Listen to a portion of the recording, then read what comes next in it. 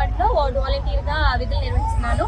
మాకు విషయం ఏంటో కూడా తెలీదు. సడన్ గా మీటింగ్ అన్నారు, రమ్మని చెప్పారు. మేము వెళ్ళేసరికి అక్కడ ఇంకా ఇలా రాజీనామా చేయండి అమ్మా అని చెప్పారు. ఒకవేళ మీరు ఇప్పుడు రాజీనామా చేస్తేనే నెక్స్ట్ ప్రభుత్వం వచ్చాక కూడా మీ జాబ్స్ ఉంటాయి, మీకు ఇంకా దీనికంటే మంచి బెటర్ లైఫ్ అనేది ఉంటుంది అని చెప్పారు. ఇంకా ఒకవేళ మీరు రాజీనామా చేయకపోతే ఈ ప్రభుత్వం వచ్చినా కానీ మీకేమీ మేము సహాయం చేయలేము అని చెప్పారు. మేము మీకు భరోసాగా ఉంటామని చెప్పారు. అందువల్ల మేమందరం కూడా రాజీనామా చేశాం. కానీ ఇప్పుడు ఒకసారిగా ఇలా జరిగేసరికి వాళ్ళు కూడా ఏం సమాధానం చెప్పడం లేదు.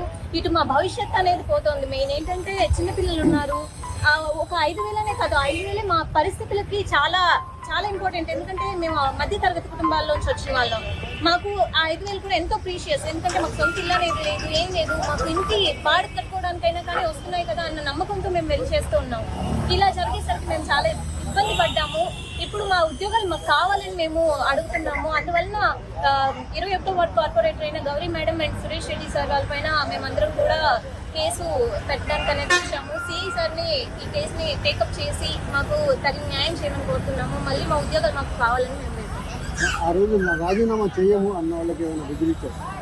రాజీనామా చేయము అంటే ఒక మనిషి ఎదురుగా నించొని మీరు చేయండి అమ్మా అంటే ఇన్ని సంవత్సరాలుగా మేము వాళ్ళతోనే ఉంటూ ఉన్నాము కాబట్టి మాకు తప్పలేదు. ఆ క్షణం మాకు మొహమాటం ఎదురైంది అనమాట. ఎందుకంటే ఖచ్చితంగా చేయాలి అన్నట్టుగా అయిపోయింది. ఎందుకంటే మేము మీ భవిష్యత్తుకు మేము గ్యారెంటీ అమ్మా, ఇంతమంది భవిష్యత్తుతో మేము ఆడుకోము కదా అనే ఒక్క మాటకి మేము కట్టుబడి చేయాల్సి వచ్చింది.